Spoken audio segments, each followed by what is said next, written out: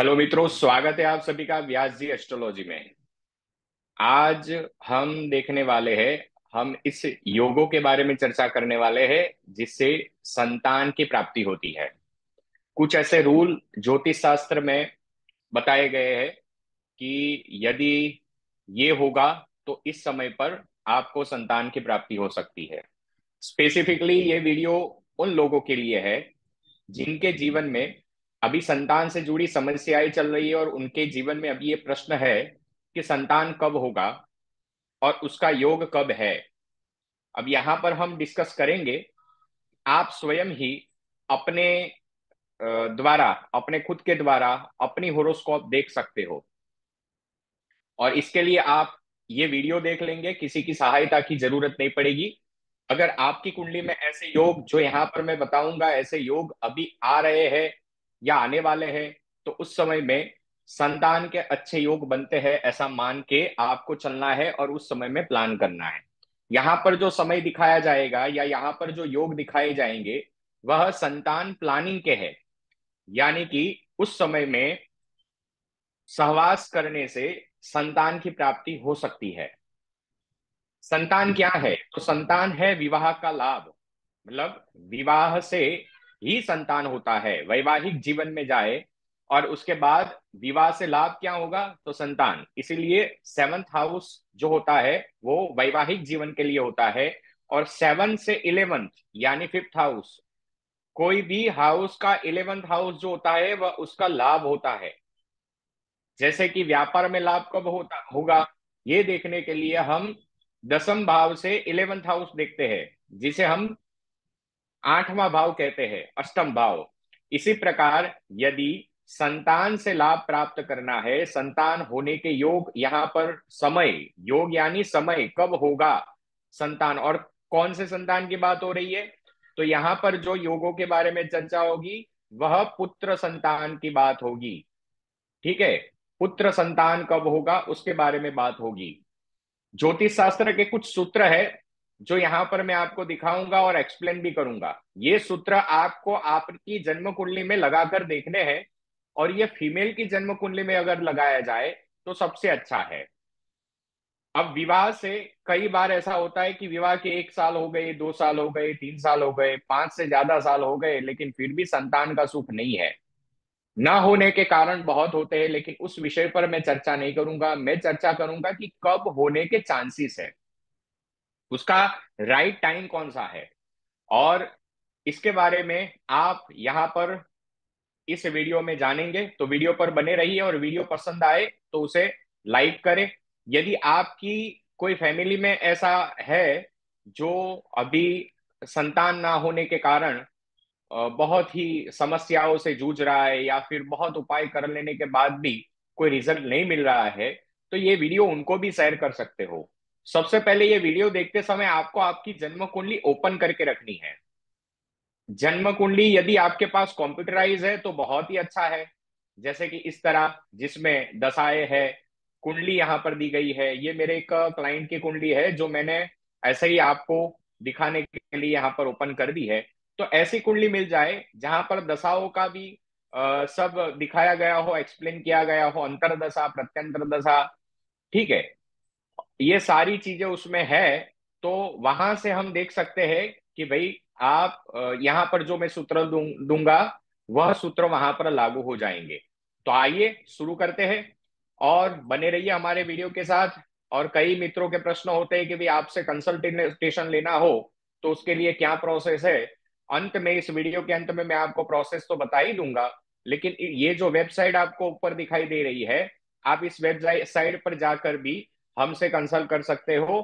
Consultation online प्राप्त कर सकते हो। आप चाहे कोई भी जगह पर रहते हो, या फिर हमें मेल कर सकते हो, या फिर हमसे कांटेक्ट करना चाहते हो तो गूगल पे चाहिए और वहां पर ये सर्च करिए व्यास जी एस्ट्रोलॉजी। ये सर्च करते ही हमारा कांटेक्ट नंबर आपको शो हो जाएगा, हमारी ऑफिस का लोकेशन भी शो हो जाएगा।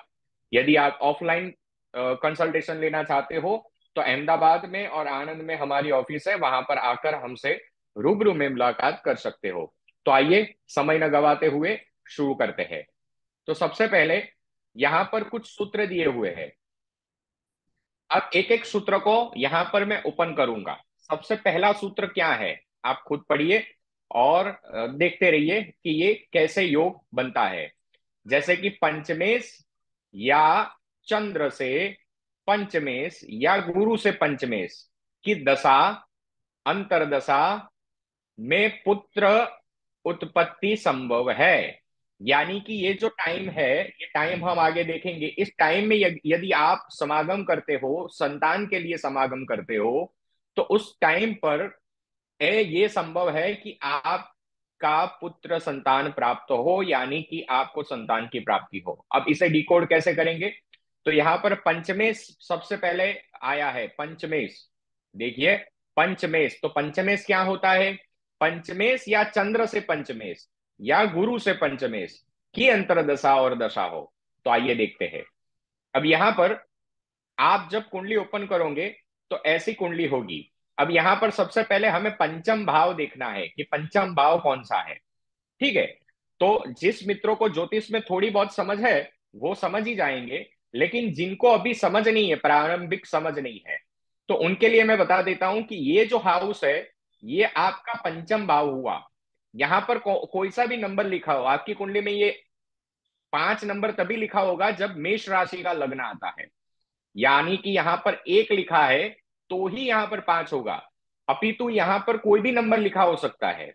यानी कि उस नंबर को हमें पकड़ना है। ये कौन सा नंबर है? मान लीजिए कि यहां पर 10 लिखा है। ठीक है, 5 नहीं है, 10 लिखा हुआ है। तो ये 10 नंबर की राशि हुई, यानी 10 नंबर की राशि कौन सी हो रही है? तो मकर हो रही है। चलिए, मैं राशि के लिए भी यहां पर ओपन कर लेता हूं, आप वहां पर भी देख सकते हो। राशि के लिए भी मैं आपको यहाँ पर मेरे पास डेटा है पुराने, उसमें से आपको, हाँ जी, साथ में हम ये भी देखते चलेंगे। ठीक है, तो सबसे पहले यहां पर क्या गया, कहा गया सूत्र में कि पंचमेश की, पंचमेश मान लीजिए कि यहां पर 10 लिखा है, कोई भी नंबर लिखा है, नंबर पर आपको गौर करना है। नंबर होगा उसका लॉर्ड ही पंचमेश हुआ। पंचमेश कौन? पंचमेश को पकड़ना है।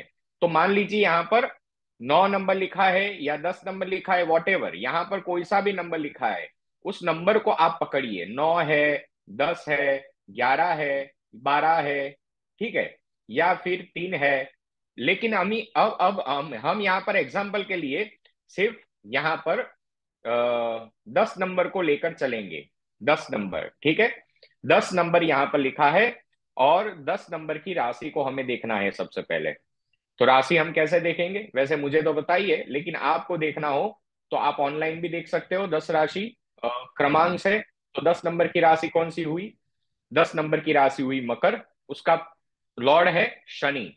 तो ये हाउस का पंचमेश कौन हुआ? मतलब इस हाउस का लॉर्ड कौन हुआ? तो इस हाउस का पंचमेश होता है शनि। ठीक है, शनि यहां पर है नहीं, लेकिन यहां पर 10 नंबर लिखा है, 10 नंबर की राशि है, तो यहां का लॉर्ड हुआ शनि।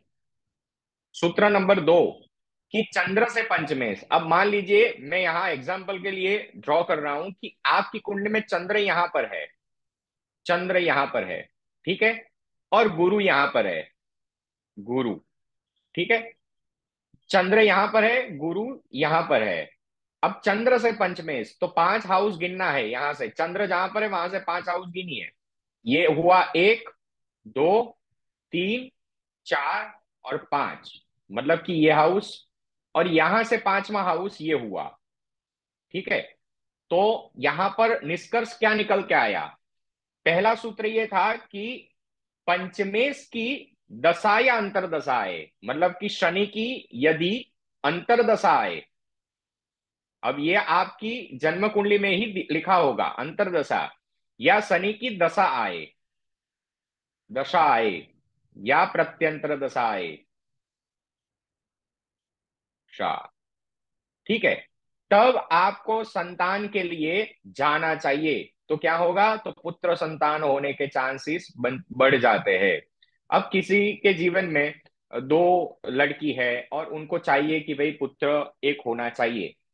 पुत्र क्यों, पुत्र कामना क्यों होनी चाहिए? तो हमारे शास्त्रों में कहा गया है कि पुत्र से पिंडदान होता है, पुत्र से तर्पण होता है और पुत्र से ही मोक्ष होता है।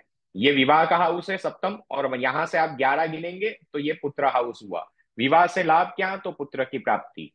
अब शनि की दशा अंतरदशा प्रत्यंतर दशा यदि चले, या फिर चंद्र से पंचमेश की दशा अंतरदशा। अब मान लीजिए कि यहां पर 10 नंबर लिखा है आपकी कुंडली में, तो वैसा ही नंबर आपको यहां पर देखना है कौन सा लिखा है। अब यहां 10 होगा तो ये 9, 8 और 7, यहां पर 7 नंबर लिखा होगा। अब 7 नंबर की राशि कौन सी है, तो 7 नंबर की राशि हुई तुला। ठीक है, उसका लॉर्ड हुआ शुक्र। तो चंद्र से पंचमेश की दशा अंतरदशा, यानी शनि की दशा अंतरदशा तो सही, लेकिन यदि शुक्र की दशा आए, शुक्र की दशा आए, शनि की दशा आए, या फिर यहां से पंचमेश, तो फिर से शनि हुआ, शनि एवं शुक्र की दशा आए तो संतान का योग बनता है, यानी पुत्र प्राप्ति का योग बनता है। ये पहला सूत्र। ऐसे जितने भी सूत्र है इसको हम डिकोड इस वीडियो में करेंगे, वीडियो लंबा होगा। अगर आपको कहीं जाना है तो आप जा सकते हो, यहाँ पर पुश करके या फिर सेव करके, बाद में आप शांति से देख लीजिएगा। लेकिन पूरा वीडियो देखिए, पूरे योग में यहाँ पर आपको बता रहा हूं, आपको किसी एस्ट्रोलॉजर के पास जाने की जरूरत नहीं पड़ेगी, आप अपनी कुंडली में ही देख सकते हो। ठीक है, तो यहाँ पर निष्कर्ष क्या निकल के आया, हम सूत्र में जाएंगे। पहले सूत्र को एक बार फिर देखेंगे।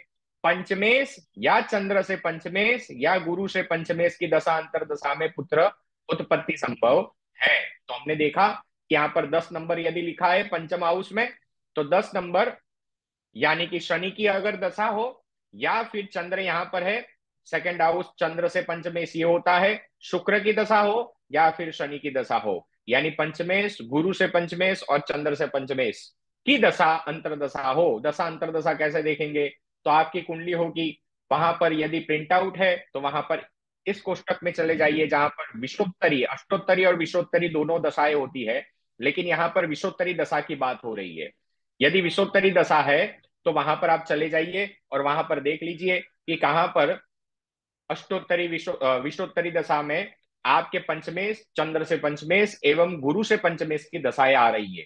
वहां पर आप अपने पार्टनर से समागम करेंगे तो संतान होने के चांसेस बढ़ जाते हैं, पुत्र संतान होने के चांसेस बढ़ जाते हैं। चलिए चलते हैं अब सेकंड सूत्र पर। क्या कहता है सेकंड सूत्र, ये जो सूत्र दिए गए हैं ये शास्त्र के आधार पर दिए गए हैं, यानी कि मेरे अपने नहीं है। और कुछ सूत्र ऐसे हैं जो मैंने अपने आप मेरे अनुभवों से मैंने यहां पर दिए हुए हैं, वो मैं आपको बताता जाऊंगा।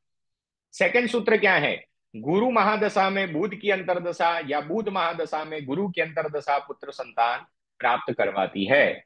अब यहां पर आपको कुंडली देखने की जरूरत नहीं है, जैसे ही आप दशा में जाओगे आपको सर्च ये करना है कि भाई बुध की दशा या गुरु की दशा कब आ रही है।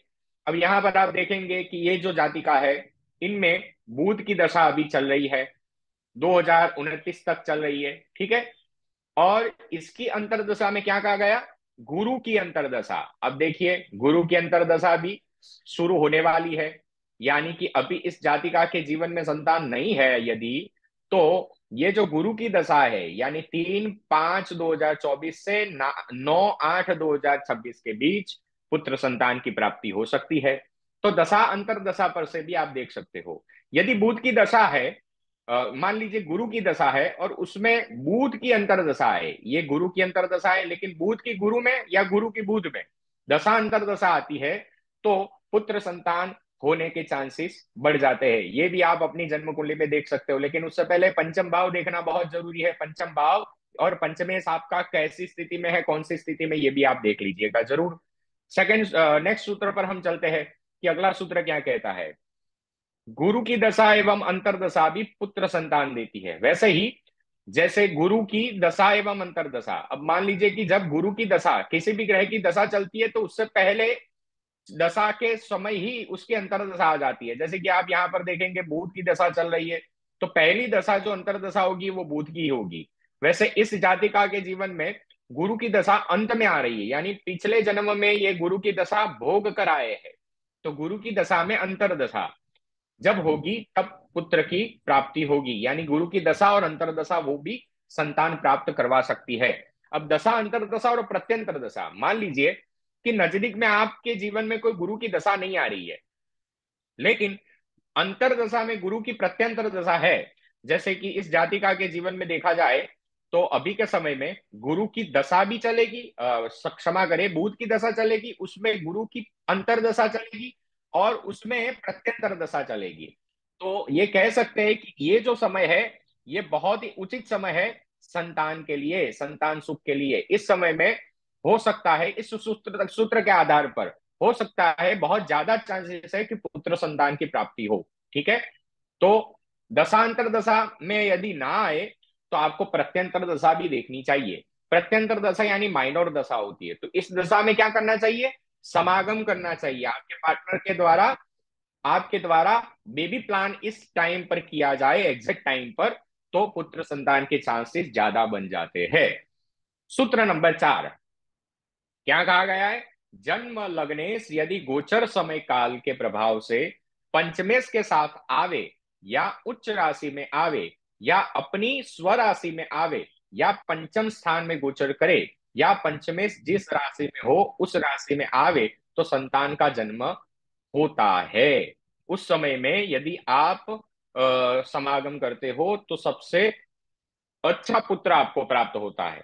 एक एक सूत्र को यहां पर हम डिकोड करेंगे। सबसे पहले क्या गया, कहा गया जन्म लग्नेश यदि गोचर समय। अब यहां पर हम समझेंगे, देखिए लग्नेश क्या है, लग्नेश वैसे जैसे पंचमेश है वैसे ही लग्नेश को भी यहां पर फर्स्ट हाउस, आपके पहले भाव में जो भी नंबर लिखा है वो नंबर का लॉर्ड यानी उस नंबर की राशि का लॉर्ड आपका लग्नेश हुआ। ठीक है, तो मान लीजिए कि यहां पर एग्जाम्पल के लिए मैं 4 लिखता हूं, 4।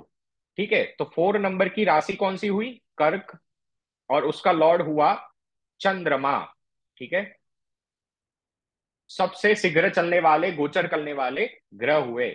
जन्म लग्नेश, ये लग्नेश पंचमेश में आए, यानी यहां पर 4 लिखा होगा तो 5, 6, 7 और ये 8। यदि कर्क, यानी कर्क लग्न है आपका, लग्न कोई भी हो आपका, ठीक है, मैं यहां पर चंद्र को सिर्फ डिकोड करता हूं एग्जाम्पल के लिए। अब चंद्रमा जब भी वृश्चिक राशि में गोचर करेगा, क्योंकि पंचम भाव में कौन सी राशि हुई, वृश्चिक, यानी चंद्रमा जब वृश्चिक का होगा, वृश्चिक राशि जब आएगी, हर 2.5 दिन में आती है, सब ग्रहों के लिए अलग अलग गोचर है। चंद्रमा हर 2.5 दिन में अपनी राशि को चेंज करते हैं, यानी महीने में एक बार तो ऐसा होता ही है। यदि लग्न आपका ये है, कर्क लग्न है, तो ही ये रूल लागू पड़ेगा। यदि चंद्रमा वृश्चिक राशि में आते हैं तो उस समय में यदि समागम किया जाए तो संतान, पुत्र संतान की प्राप्ति होती है। ठीक है, सूत्र नंबर 2, यानी उसी सूत्र में एक और सूत्र दिया गया है। क्या कहा गया, जन्म लग्नेश यदि गोचर समय काल के प्रभाव में पंचमेश के साथ आवे, या ऐसा हो कि उस समय में मंगल जहां पर गोचर करता हो, मान लीजिए कि मंगल मेष राशि में गोचर करता है, जब चंद्र का गोचर नहीं, सिर्फ मंगल का भी गोचर, मंगल और चंद्र दोनों यदि, क्षमा करें 1 मिनट। हम्म, जी, अब यहां पर क्या कहा गया है कि पंचमेश और लग्नेश दोनों का गोचर एक राशि में हो, यानी कि यहां पर 4 नंबर लिखा है और 4 नंबर लग्न भाव में होगा, तो ये 4 है और ये 8 है। अब मान लीजिए कि मंगल अभी गोचर कर रहा है, जस्ट एग्जांपल के लिए मैं आपको बता रहा हूं कि मंगल गोचर कर रहा है सिंह राशि में। हाँ, मंगल सिंह राशि में गोचर कर रहा है, गोचर यानी आप इंटरनेट पर सर्च करोगे आपको पता चल जाएगा, या आप किसी एस्ट्रोलॉजर या हमसे भी आप सजेशंस ले सकते हो, कंसल्टेशन ले सकते हो।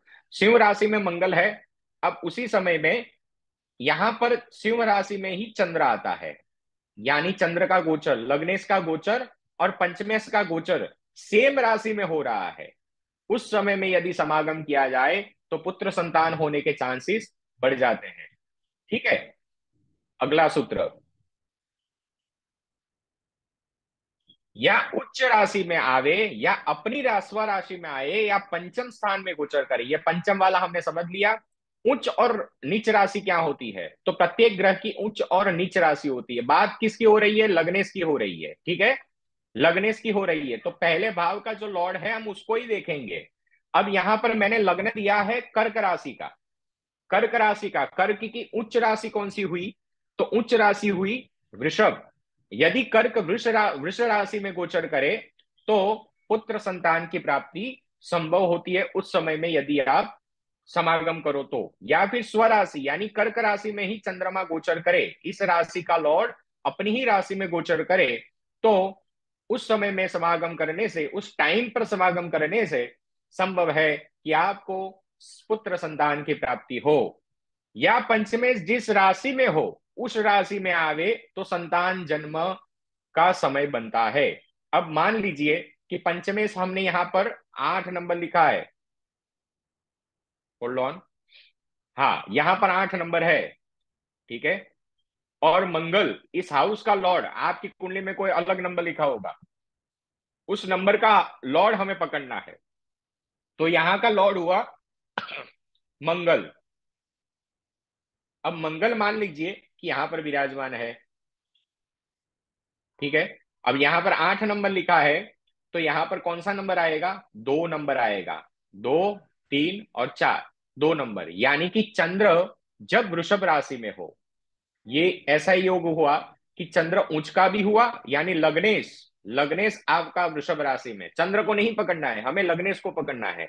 लग्नेश वृषभ राशि का हो, वृषभ राशि में जब गोचर करता हो, चंद्रमा जब वृषभ राशि में गोचर करता हो, उस टाइम पर आप समागम करें, संतान के लिए बेबी प्लान करें, तो ये सबसे उचित समय होता है कि आपको पुत्र संतान की प्राप्ति हो। चलिए अब चलते हैं नेक्स्ट सूत्र पर। सारे भेद यहां पर देख लिए हमने, ठीक है। सबसे पहले हमने देखा कि लग्नेश और पंचमेश एक ही भाव में गोचर करे, पंचम पंचम राशि में गोचर करे, यानी लग्नेश का गोचर पंचम राशि में हो। उसके अलावा हमने देखा कि पंचमेश उच्च लग्नेश उच्च राशि में आवे, या अपनी स्वराशि में आवे, या पंचम स्थान में गोचर करे, या पंचमेश जिस राशि में हो उस राशि में आवे तो संतान जन्म की, मतलब पुत्र संतान की प्राप्ति होती है, ठीक है। अब पांचवा सूत्र क्या कहता है, लग्नेश पंचमेश सप्तमेश, लग्नेश पंचमेश सप्तमेश पंचम भाव को देखने वाले ग्रह तथा पंचमस्त ग्रहों की दशा या अंतर्दशा संतान कारक बनती है।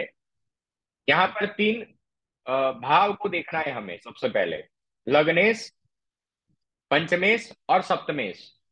लग्नेश कौन हुआ, तो यहां पर पूरी कुंडली में पहले ड्रॉ कर देता हूं तब आपको पता चलेगा, ठीक है। तो यहां पर मैं नंबर लिखता हूं 5, ये है 6, ये है 7, 8, आपकी कुंडली में कोई भी नंबर लिखा हुआ हो सकता है, ये है 9, ये है 10 और ये है 11।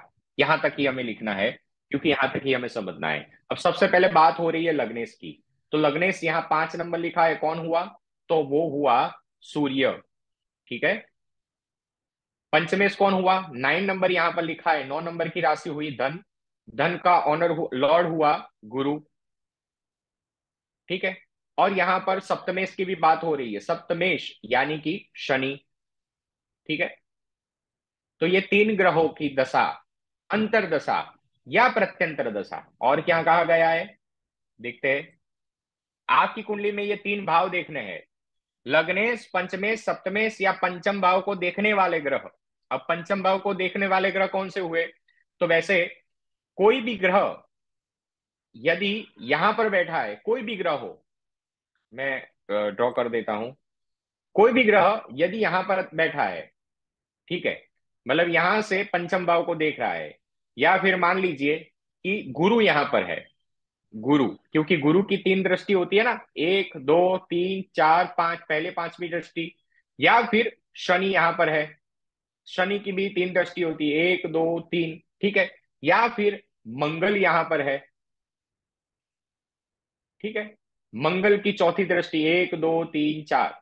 अब किसी भी ग्रह की दृष्टि पंचम भाव में हो और उसकी दशा अंतरदशा चले, या फिर लग्नेश पंचमेश और सप्तमेश की दशा अंतर दशा चले, तो संतान उस समय में यदि आप समागम करते हो तो संतान प्राप्ति के योग तत्काल बनते हैं, यानी पुत्र प्राप्त होने होने के योग बन जाते हैं। समझ गए इस सूत्र को? कि अब रिपीट कर लेते हैं। यदि लग्नेश की दशा, लग्नेश कौन है? सूर्य, सूर्य की दशा अंतर दशा हो, पंचमेश की दशा गुरु की दशा अंतरदशा हो, शनि की अंतरदशा सप्तमेश की अंतरदशा अंतरदशा हो, उस समय में आप समागम के लिए जाते हैं, पुत्र प्राप्ति के लिए जाते हैं, तो बिल्कुल आपको उस समय में उस टाइम पर पुत्र संतान होने के चांसेस बढ़ जाते हैं। उसके अलावा पंचम भाव को देखने वाले ग्रह कोई भी हो, शनि मंगल और गुरु के अलावा ये भी यहाँ पर लागू होंगे कि यहाँ पर कोई भी ग्रह हो, यदि वो देख रहे हैं और उनकी दशा अंतर्दशा चल रही है, यदि वो शुभ ग्रह है तो बहुत अच्छा, अशुभ ग्रह है तो थोड़ी दिक्कत हो सकती है, लेकिन देख रहे हैं और उसकी दशा अंतर्दशा आ रही है, तब भी पुत्र संतान के योग बनते हैं। ठीक है?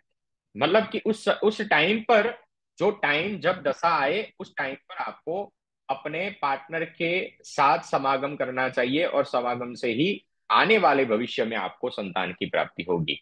अब सूत्र, अगला सूत्र देखते हैं क्या कहा है। तो 6 नंबर का सूत्र, ये 4 सूत्र अभी बाकी है, 9 सूत्र मैंने यहां पर दिए हैं। 6 नंबर का सूत्र क्या कहा गया है कि पंचमेश 1 4 7 10वें भाव में हो तो जातिका को कम आयु में संतान सुख मिलता है, यानी लग्न के तुरंत बाद। कैसे? तो पंचमेश केंद्र में हो, ये केंद्र के भाव है। पंचमेश आपका कौन हुआ? अब इस हाउस में जो भी प्लेनेट है, मतलब जो नंबर लिखा है उस नंबर का लॉर्ड, राशि नंबर का लॉर्ड, मान लीजिए कि यहाँ पर 6 लिखा है, ठीक है? तो 6 नंबर की राशि हुई कन्या, और उसका लॉर्ड हुआ बुध।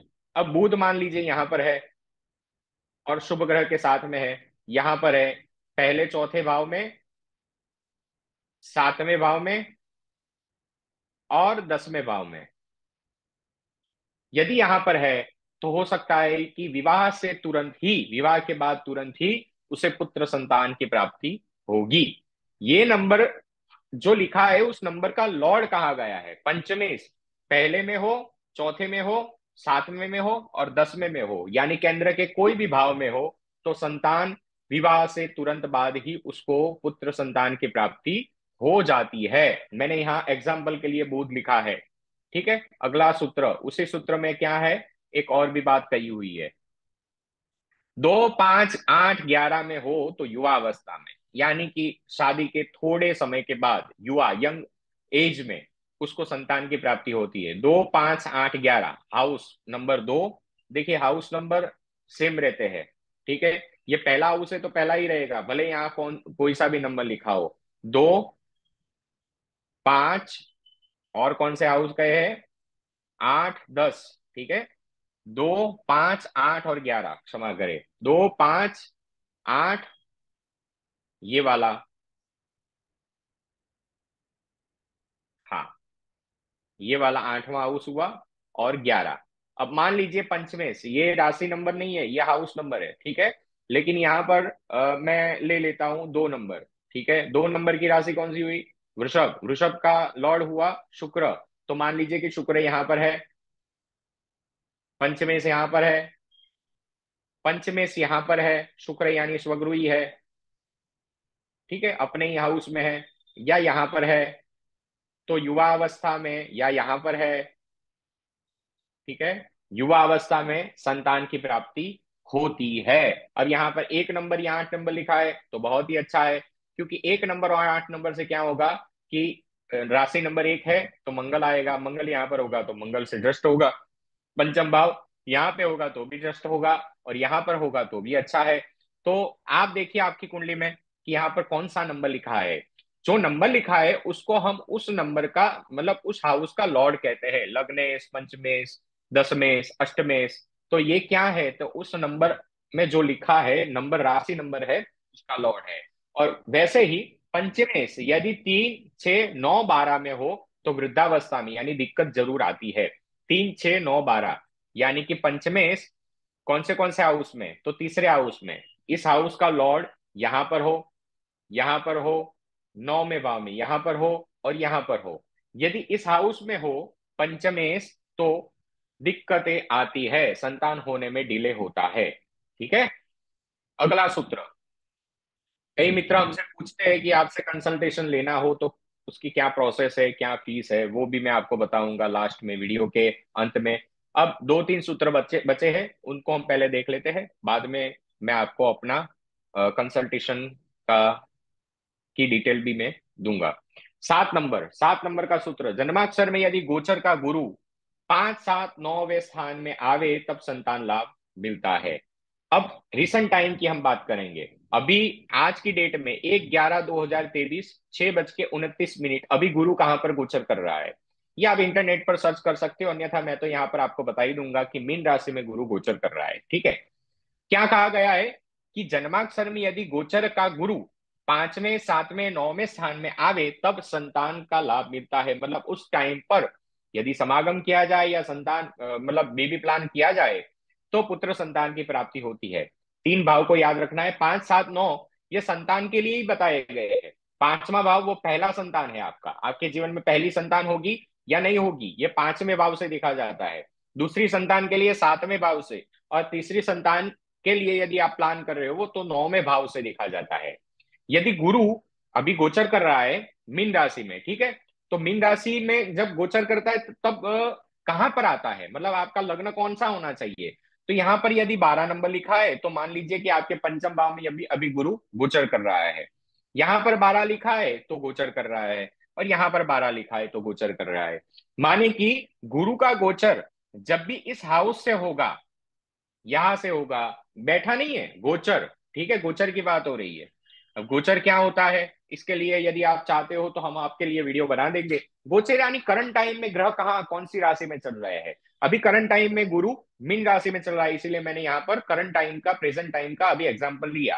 तो गुरु यहाँ पर है, तो यहाँ पर 12 नंबर कब लिखा हुआ आएगा, तो 12 नंबर तब लिखा हुआ आएगा जब आपका वृश्चिक लग्न आए, मानी कि पहले हाउस में वृश्चिक लग्न हो। ठीक है, हाउस में वृश्चिक लग्न हो तो 12 नंबर अभी आपके लिए बहुत अच्छा योग चल रहा है, संतान के लिए आप जा सकते हो, प्लान कर सकते हो। या 12 नंबर कब लिखा होता है, तो यहां पर यदि 7 नंबर लिखा है, 7, 8, 9, 10, 11, 12, क्षमा करें 6 नंबर लिखा है, ठीक है, कन्या लग्न है, तो यहां पर 12 नंबर मीन्स, ऐसा समझिए कि गुरु का गोचर यदि पंचम, सप्तम और नवम भाव से जब भी होगा तब संतान के लिए उचित समय होगा, यानी पुत्र संतान की प्राप्ति होगी। और ये योग ज्यादातर फीमेल में देखने हैं, मेल में नहीं। फीमेल की कुंडली में योग देखने हैं। संतान प्राप्ति के लिए मेल की कुंडली तो चाहिए ही, लेकिन उसके अलावा ज्यादातर फीमेल की कुंडली से देखा जाता है कि भाई संतान कब होगा, कैसा होगा, किस समय पे होगा। तो यहाँ पर अवधि बताई गई है, टाइम बता रहा हूं मैं यहाँ पर। अब 8वां सूत्र क्या कहा गया है, जन्माक्षर में बलि शनि जिस राशि में हो उसी राशि में जब गोचर करे तब संतान सुख होता है। करंट टाइम की बात करेंगे, ठीक है, क्योंकि शनि 2.5 साल के लिए गोचर करते हैं, कोई भी राशि में 2.5 साल के लिए गोचर करते हैं। अब शनि यहां पर मान लीजिए कि आपकी कुंडली है, और यहां पर मान लीजिए कि 11 लिखा है, और शनि अभी, आपका शनि भी वहां पर है, तो अभी आपके लिए बहुत अच्छे योग है, क्योंकि शनि अभी कहां पर गोचर कर रहे हैं, 11 नंबर यानी कुंभ राशि में ही गोचर कर रहे हैं। तो शनि जब भी आपकी राशि में, जिस राशि में शनि है उस राशि में गोचर करेंगे, और वह राशि यदि बली हुई, बली यानी अपने मित्र की राशि हुई, या फिर अपने अपने अपने अपनी खुद की राशि हुई, मकर या कुंभ हुई, तो हो सकता है कि उस समय में आप चाइल्ड के लिए यानी बेबी प्लानिंग के लिए जा सकते हो। समागम के द्वारा आप संतान की, अच्छे संतान की, पुत्र की प्राप्ति कर सकते हो। अंतिम वाला सूत्र, ये जो मेरे अनुभव में आया है वह है, पंचमेश की दशा में सप्तमेश की दशा अंतरदशा आवे, या सप्तमेश की दशा में पंचमेश की दशा आवे तब पुत्र संतान की प्राप्ति होती है। अब मान लीजिए कि आपका लग्न यहां पर जी, आपका लग्न यहाँ पर शिव आ रहा है, मैं शिव लग्न ले रहा हूं, ठीक है, शिव लग्न यानी 5 नंबर लिखा होगा, तो 5 नंबर यहां पर होगा तो यहाँ पर 9 नंबर लिखा होगा, 5, 6, 7, 8, ठीक है, 9 नंबर, राशि नंबर 9, 9 और 10। अब यहाँ पर मैंने ये सूत्र बहुत सारी कुंडली में देखा है, बहुत सारे क्लाइंट में देखा है कि पंचमेश की जब दशा हो, मतलब इसकी दशा चल रही हो, अब पंचमेश कौन हुआ? तो गुरु। ठीक है, आपका पंचमेश कोई भी हो सकता है। और सप्तमेश कौन हुआ? तो शनि। तो इन दोनों की दशा अंतरदशा में, यानी गुरु की दशा चले और शनि की अंतरदशा चले, या शनि की दशा चले गुरु की अंतरदशा चले, तब संतान के लिए सबसे अच्छा टाइम होता है। मतलब उस टाइम में यदि संतान के लिए आप प्लान करते हो तो आपको अच्छा फल, अच्छा रिजल्ट मिल सकता है। ठीक है, सूत्र को ही हम समझेंगे कुंडली के द्वारा।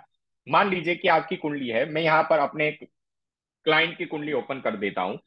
ये हमारे क्लाइंट है, ये उनकी कुंडली है। देखिए यहाँ पर सेम वही हो रहा है, लेकिन लग्न चेंज हो रहा है। मैंने सिंह लग्न से समझाया था, यहाँ पर कन्या लग्न। तो होता क्या होगा, क्या कि पंचमेश इनका कौन हुआ? पंचमेश हुआ शनि। ठीक है, और सप्तमेश कौन हुआ? गुरु।